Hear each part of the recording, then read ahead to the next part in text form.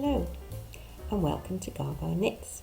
My name's Anita and this is where I share my knitting, sewing and crafting in general. We are now at the end of July and I wasn't going to make a video this month because I don't feel like I've done a lot to share with you because we've been away on holidays. But I thought I'd come on anyway and just show you what I've got and what I've been reading as well. So we have just got back from a 2-week holiday in Lanzarote and it was lovely. We stayed in a Seasons hotel or apartment block called Club Tahiti. Now in Lanzarote, I believe they're not allowed to build the buildings higher than the palm trees. So the majority of the buildings are only 2 stories high, and our apartments, there was just a ground floor and a first floor, and we were on the first floor. And it was a lovely, I think there's 55 apartments there, and a mixture of 1 and 2 bedrooms. We were lucky enough to have a 2-bedroom apartment, although there was only me and Martin. And we had, so it was a living room, dining room, kitchen, and we went through to a bathroom and a bedroom, and then there was another bedroom with an ensuite. So we were very lucky, and a little balcony that overlooked the swimming pools. It was just so nice to get away. It did take rather a long time to get there because we flew from Gatwick, although we live in Wales, because we had an e-ticket with BA we had to use. But that was fine. We stayed for 2 weeks, so it didn't make so much difference. The people there were really friendly, and we got to know lots of the other guests. We just had a wonderful time. It's really quite hot in Lanzarote, but very breezy, so you didn't notice. And we did wear a lot of sunscreen because both of us are quite fair, so we didn't want to catch the sun. Well, I wanted to catch the sun, but I didn't want to burn. So I took 4 knee-made dresses with me. I took 2 Skye dresses from Tilly and the Buttons and 2 McCalls M7948. And I will try and insert some pictures of them, but it was very breezy, so it was a bit difficult to take them. If I took a photo when we were out, my dress was just blowing everywhere, and some I took in the apartment, and 1 I think or 2 are out on the balcony, but then you get bits of shade. It is quite difficult to take photos when you're on holiday of outfits. But anyway, I did take some. So I think my favourite one was one of the Skye dresses that I made out of some fabric that I bought in a charity shop in Cowbridge, which is quite close to where I live, because it was light and floaty. And I think I could have made the straps come in a little bit closer here to my neck, but they did cover my bra straps. So I'm thinking if I make it again, I might make the straps just a little bit thicker, because I lined the bodice using the burrito method, so it would actually be easier to pull through if the straps were a little bit wider, because you have to pull the whole of the bodice through one of the straps. So I might do that. And the other Skye dress that I made was made out of a quilt cover, so it was just sort of poly cotton. I didn't wear that. Oh, I did wear it out because the first night when we got there, we just popped down to the bar for a drink. I put that on, but it was a little bit thick, being that sort of cotton, but because it was the evening, that was all right. And then I just tended to wear it when we came back from the beach. If we showered, I just would put that on because it was nice and loose before I got dressed properly to go out. And the other 2 were the McCalls M7948. And the first one I made out of a red and white check, which is the Minerva Core range fabric, I think. I've discussed all these dresses before. I've shown you when I've made them. And it's this pattern, so I can show you anyway. And so I made the check dress like that. And I got a couple of compliments when I was wearing it, so that was nice. And it was nice and loose and floaty. If I make it again, I will lower the neckline and I will bring the sleeves in and maybe make the armhole bigger, because I know how to do all these things now, because being a member of Bobo Bun's Sewing Club, last month we did a bodice fitting class. So she showed you how to make your own block. This is mine here. So I took a month doing this because she's got a standard pattern that you can use out of one of Gertie's sewing books. Unfortunately, I had that book, so I could use the exact pattern, but she also recommends a few other patterns just for you to get the basic bodice, and then she shows you how to make fitting adjustments for your body. So now I'm trying on things I've made and I'm thinking, I know what to do, I know how to lower the neckline. So for in this case, I lowered this neckline, I brought these shoulder seams in, I also took a bit of fabric away for a bit of a sloping shoulder, I moved the bust darts, I moved the waist darts, I lowered the armhole. So I did quite a few adjustments, and it took me the whole month really, because I only had small amounts of sewing time, and this is the third toile that I made, but this is the one I'm happy with. So when I get a chance now, I can make this up in some nice fabric and then just add a skirt, gathered skirt, put some pockets in it, and I'll have a really well-fitting dress. So I'm really pleased that I did join the Patreon group for Lisa's sewing club, and I will leave all her details in the notes. So if you want to go along, I'm on the Bunty. There's 3 tiers and I'm on the Bunty one, which is the cheapest one, and I can't remember how much it is. I think it's about £6.50 a month. It's so worthwhile because I learnt so much just watching her, rather than having to find all the different videos on YouTube or look it up in the books. And you can always message her as well, and she'll help you as much as she can. So I'm looking forward to next month, which I think will be on the 1st of August, which is Wednesday, I believe. So yes, I can't wait for that.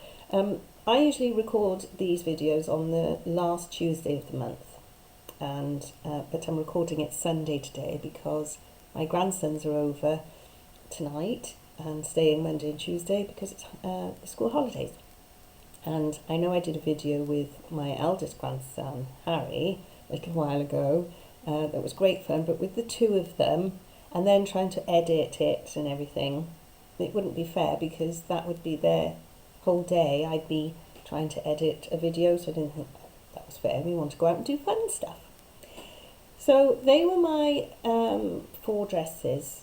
Oh, and the other McCalls M7948 was the fabric that Jodie and Matthew bought me from Sew Over It, and I made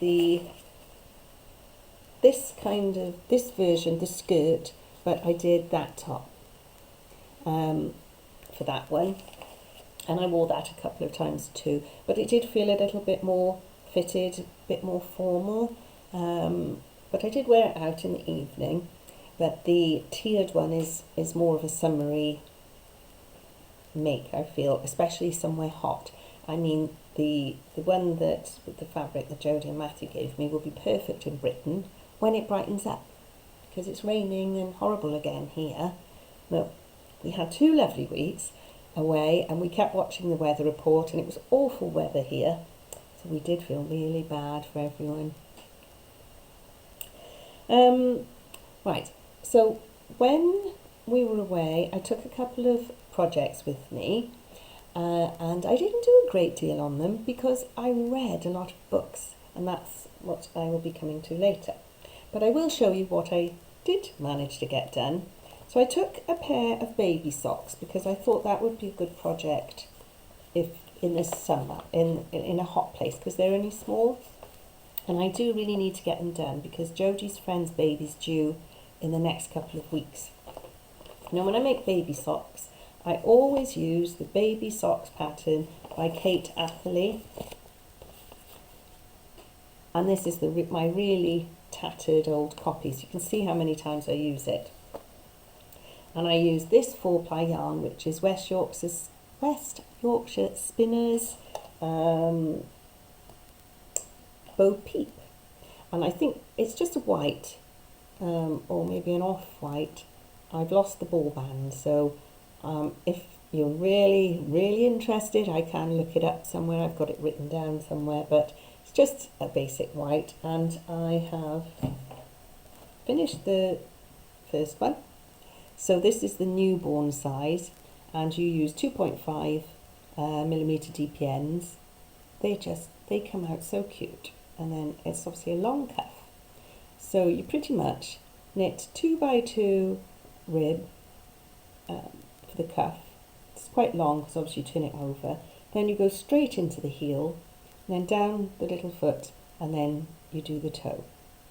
And you are meant to just gather all the stitches at the end, pull it tight, but I wasn't paying attention because I've done it so many times. I thought I knew what I was doing, so I just Kitchener stitched. So I've made a note of that, so I make sure I do that on the other one.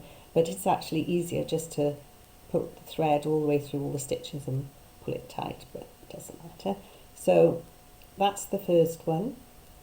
I managed that, sat on our balcony. It's some of the evenings, and I have got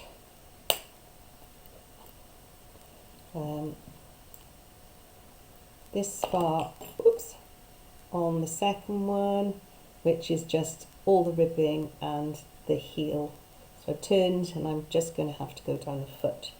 But I didn't really feel like knitting all that much in the evenings or anything. Sometimes we stayed, if we'd been out all day, we'd sit on our balcony in the evening with a drink, and you could hear the entertainment in the bar, which wasn't really bad. They had singers mainly, with they'd sing with the guitar. They were really good, so you could sit up on the balcony and hear it, so you were entertained. So sometimes I would do a little bit on that. And the other thing I took was a sewing project, and I keep it in this bag that Davina from Little Workroom Crafts made, and it's 4 cross-stitch patterns, so you've got a nice clear front to see them. And it was the envelope that Harry had drawn for me several years ago, so I traced it out onto a piece of fabric, and then I'm just stitching it. So I did a bit of me, Gaga there, and a bit of Charlie, but not a huge amount. There was a couple of reasons for that. I took it down to the pool when we were in the afternoons. We'd go and have a swim and then sit on the lounges, and I'd either read or I was going to do this, but it was so breezy there that it kept flapping around. And there was another lady there doing a cross stitch, but she had the hoop, but I don't like sewing in a hoop. I find it too restrictive. I like to be able to bend the fabric, so it didn't work out that well. And then when we were at on our balcony, and I thought I could do a little bit, my hands were so warm because it was so hot there.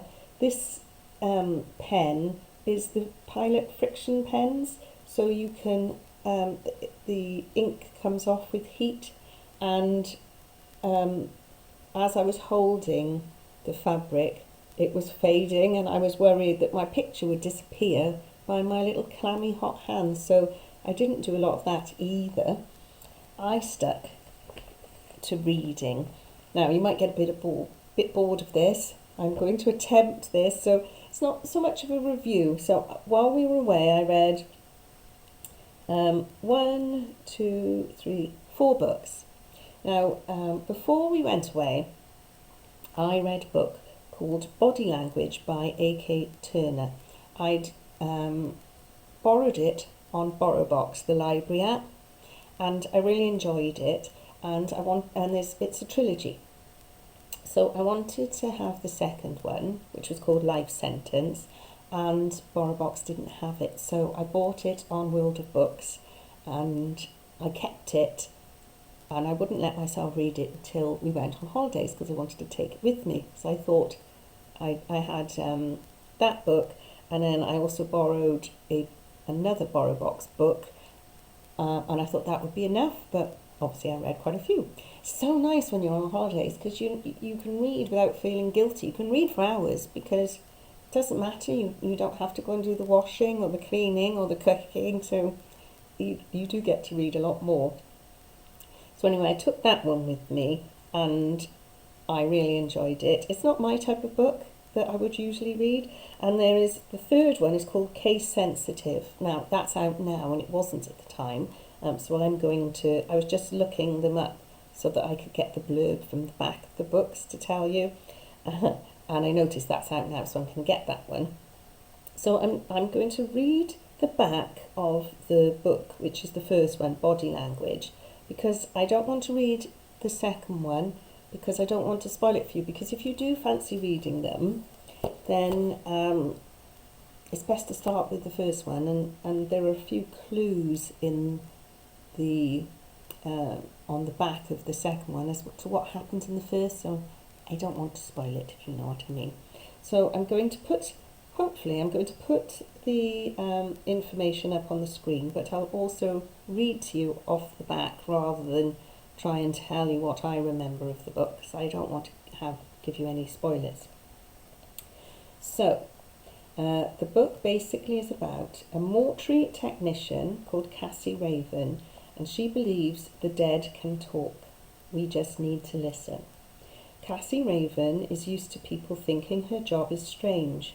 Why would anyone want to cut up dead people for a living? But they don't know what she knows, that the dead want to tell us what happened to them. She's eviscerated thousands of bodies, but never someone she knew, someone who meant a lot to her, until now. The pathologist says her death was an accident. Her body is telling Cassie differently. It's really good. I really enjoyed them. They're although it says the dead can talk, it's not really silly. If you read it, you probably I enjoyed them. I thought that was a good read, and it's not the kind of thing that I would go for. I don't even know why I chose it, but I'm glad I did. Sometimes it's good to read something a little bit out of your norm, just for a bit of a change. And then the next book I read was Secrets of the Mist by Kate Ryder, and that was on BorrowBox. And this one is more of a summer holiday read. It's a bit predictable. It's nice enough. I enjoyed it, and it was a page turner in a way. I didn't put it. I read it fairly quickly, and if you want just a light read, it's quite nice.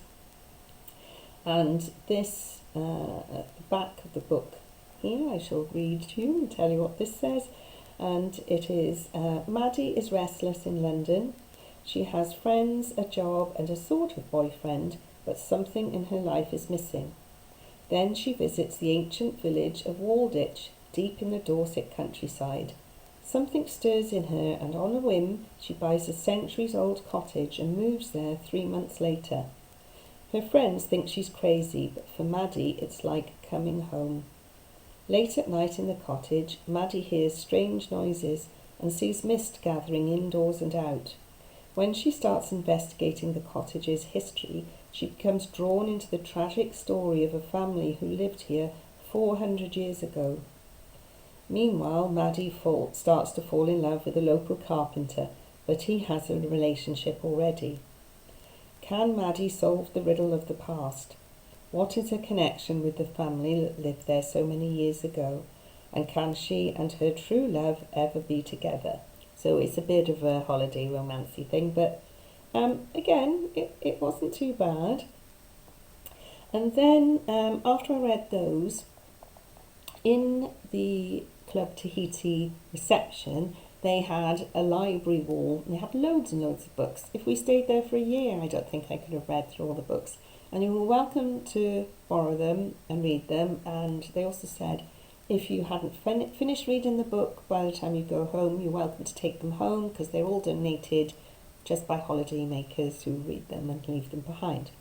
So the first one I read was The Secret Keeper by Kate Morton, and I really enjoyed this one.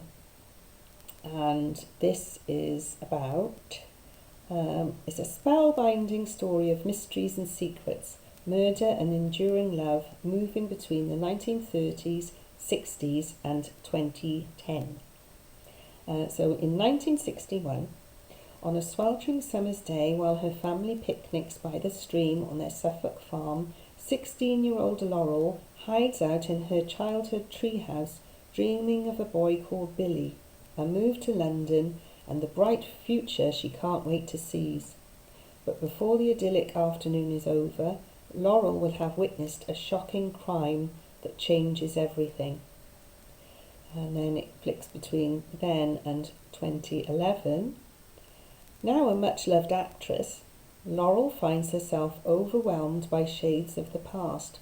Haunted by memories and the mystery of what she saw that day, she returns to her family home and begins to piece together a secret history, a tale of three strangers from vastly different worlds, Dorothy, Vivian and Ginny, who are brought together by chance in wartime London and whose lives become fiercely and fatefully entwined.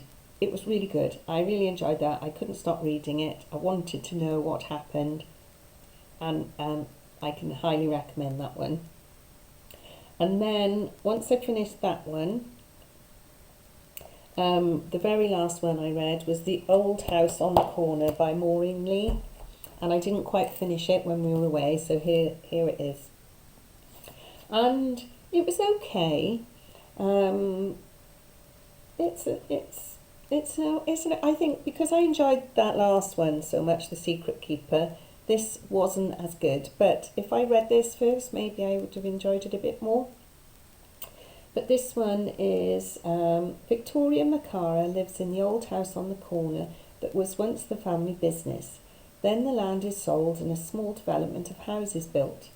The newcomers bring with them their own dramas, the mismatched lovers, Kathleen and Steve, Rachel, who is attempting to forget a terrible tragedy, upper-class Sarah and her children on the run from an abusive husband, whilst Anna and Ernie just want a quiet life. Marie needs a refuge from the men who murdered her husband, and Judy is making a fresh start after 40 years of marriage to a man she thought she'd love forever. Victoria is soon drawn into the lives of her new neighbours until rising tensions and long-held secrets reveal more than anyone anticipated. It was okay. But there we are. So that's all the books I've read. So I'm back. I'm doing washing and sorting out all the clothes that we took away, and I need to get the house sorted. But today Martin has gone to his pottery class, and the boys aren't coming until this afternoon. Josh is out on his bike, so I thought I've got the house to myself. I'll quickly do a video and the housework can wait. I'm in work next week, and the week after that we're taking the boys away for a week in a static caravan in West Wales, so that should be fun. I think we should have done that first and then had the relaxing holiday afterwards to recover, but never mind, we are looking forward to it and they are too, so I'm just praying for nice weather, and I shall see you all at the end of August. I hope you have a lovely summer. And I hope if you're going on holidays, you have a wonderful time, or if you're not, you still have plenty of time to do all the crafty things you like to do, and maybe read a few of these books. So until the end of August, have a great time, and I shall see you then.